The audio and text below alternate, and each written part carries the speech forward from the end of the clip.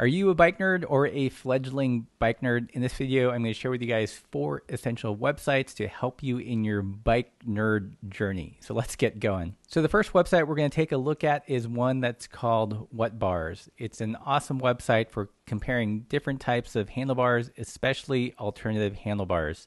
So let's jump into that one. So here's the interface. As you can see, it's pretty simple. Basically, there is just a huge list of handlebars here on the left and some grid paper here on the right. And the way I used it recently was looking for an alternative for the Jones bar. So I have that currently on the Jones bike, and I want to switch up the handlebars on my polyvalent to something with a similar sweep but not so heavy. So with this tool, I brought up the Jones bar and I can compare it with different handlebars. So I'll show you what I looked at. I looked at the Soma Osprey, and as you can see, when you select that handlebar, it overlays it on the other handlebar you chose. So you can get a good sense of the relative shape. Another bar I looked at was the Velo Orange Curvy bar, and you can see it doesn't sweep back to the same degree, but still pretty similar. But the handlebar I ended up ordering was the Velo Orange Granola bar. It's going to be a bit of an experiment. As you can see, it sweeps back even more than the Jones bar. So I'll be doing a drop bar to alt bar conversion video once those parts arrive, so stay tuned for that. So as you can see, it's a pretty simple but powerful tool. They've also got a mix of different drop bars here, so you can look at the Ritchie Venture Max and compare it to the Salsa Cow Chipper. You know, that's a pretty popular comparison. I will say the only downside to this is that it only gives you the top-down 2-dimensional view. At least to my knowledge, it would be great if it could plot it in 3 dimensions. I know that's a lot to ask to get a sense of how deep or shallow drops are. So that was WHATBAR. The next website I'm going to recommend, I know there are many variations of this tool, is BIKECALC. So BIKECALC and many websites like it will help you calculate how easy or how hard your gearing is. So this is BIKECALC, and on the left here you'll see ratios, gear inches, meters, speed at particular cadence, or cadence at a particular speed. So I'll give you an example of how I've used this recently. I was setting up the Crest 1x and trying to figure out which front chainring would work best for me and give me my desired gear range. Let's say I wanted to see what a 40 tooth would give me. So on the chainring size, I would set it for 40 tooth minimum and 40 tooth maximum. For the rim size, I would select 650B, of course. And for tire width, let's say 50. So once you input your wheel and your chainring, you can select the cog. So we're gonna check out what we can get with a mullet setup. So we'll put in 11 to 50, have it calculate and do its math, and here it is. So this tells me that when I'm in the smallest cog, 11 and 40 chainring, that the gear inches is 98. And on the other end of the spectrum, if you look down here at the bottom, at 50, 40, the gear inch is 21 gear inches. So I know that these numbers mean nothing to you at first, but I would suggest punching in your own gearing and getting a sense of the number range. So at your hardest gear, what's the gear inch, and kind of associate that with a feeling, and at your lowest gear, what's the gear inch there, and associate that with a feeling. So another thing we can do in BIKECALC is calculate the theoretical high speed. So if you go to speed here, you'll see that the top has changed a little bit. It still has our rim size or tire size, chainring, and cog size, but it also has a little box here for cadence. So this is where you would put how fast you would typically spin on the bike. Let's say, kind of average cadence is, 80 cadence. Calculate that. So this tells me at 80 cadence, the 4011 will yield me 23 miles per hour. There's also a little radio button here, and if you put it on kph, this will give you kilometers per hour, so 37.5 kilometers per hour. That sounds a lot faster. Let's put it back to miles per hour, and let's say I spun the cranks 10 extra revolutions per minute, 90 cadence. So that gives me 26 miles per hour when I am using a 40 tooth chainring and a 11 tooth cog in the back. So BIKECALC, super useful tool. especially if you're doing a 1x conversion and you want to set up a similar range to your pre-existing 2 or 3x. It's a great way to compare to see where you're losing gears. So the next website I'm going to suggest, you guys are probably familiar with it, but I'll show you some extra tools I use, is of course BIKEINSIGHTS. If you missed out, a couple of weeks ago we did a live stream with the folks at BIKEINSIGHTS and got the backstory of why and how they developed this website. So let's take a look. Okay, so this is the landing page for BIKEINSIGHTS, and really quickly you could do a quick search for a bike you have. So let's look up Crust Bambora, and this will give me the size run and the geometry and how it changes as the size gets larger or smaller. So so interesting here is the head tube angle. You can see it changes from 69.5 to 71 as the bike gets bigger. And here you can also see how trail changes as the bike gets bigger.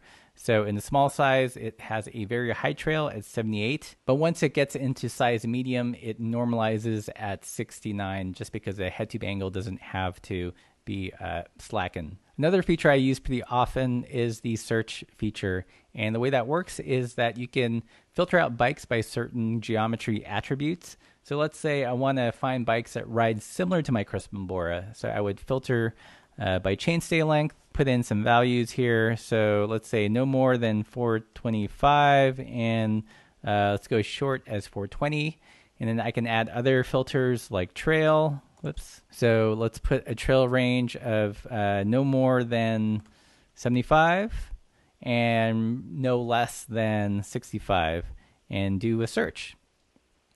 And these are the bikes it came up with. So within this range, it says Surly Straggler in the smaller sizes, Soma Wolverine in a size 50, which makes sense, Marin Nicasio, on and on and on and on. So if you have a really strong preference for certain attributes that you like in a bike, you can filter for those attributes and find similar bikes. So that was BIKEINSIGHTS, definitely one of my favorite online bicycle comparison tools. Just great folks behind it. And again, if you missed that interview, we talk with Dan and Zach about how they developed it, some theories on sizing, and a little sneak peek into some future features. So another essential bike nerd tool is, of course, a trail calculator. So that's some kind of tool that will help you figure out what the trail number is, interpret the head tube angle, tire diameter, fork rake, and all that stuff to give you a sense of how the bike rides. And I know that there are many trail calculators out there. The one I tend to use the most is this one. It's just Bicycle Trail Calculator, one of the first that pops up. You can see it already has a theoretical bike set up, and you can experiment with altering the head tube angle to see how it affects trail. So let's change it to 70 degrees head tube angle. As you can see, the trail increased as the head tube angle got slacker. Let's put it to 71.5, which seems to be a common head tube angle for gravel bikes. And we've got a standard 50 millimeter fork offset. It's a 700C wheel and a 45 millimeter wide tire. So the trail in this configuration is 68 millimeters. If you're curious to see how the trail would change with a 650B wheel, you can do that. So let's put in 650B for the rim size, and the tire width is a theoretical 48. And as you can see, the trail changed from the upper 60s to 62. So it's a good way to predict how handling will change if you do have a multi-wheel size bike and swap them often. While we're in here, we can also see how fork offset changes trail. So by increasing the fork offset, at 50 we have 62 millimeters of trail. Let's move it to 55. And you can see it lowers it to 57. So when you see those forks with a nice big rake, when that's combined with certain head tube angles, you get a lower trail bike. And that is TRAILCALC. And I know what you're thinking, Russ, I'm a bike nerd. I've seen all those websites. There's nothing you can show me that you don't know. Well, my friends, this is a new one. This is the new. And you kind of want to be careful when you search for it because it might bring up some not safe for work material, if you know what I mean. And the website is rubberlover.cc. That's right. It's sort of like WHATBARS, but for the tire curious.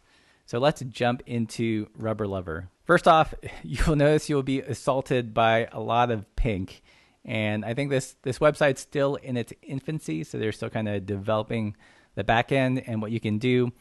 But essentially, it's a huge database of tires, and you can search by wheel size, tire width, tubeless, and help you sort tires to see what works for you. So let's do a sample search here.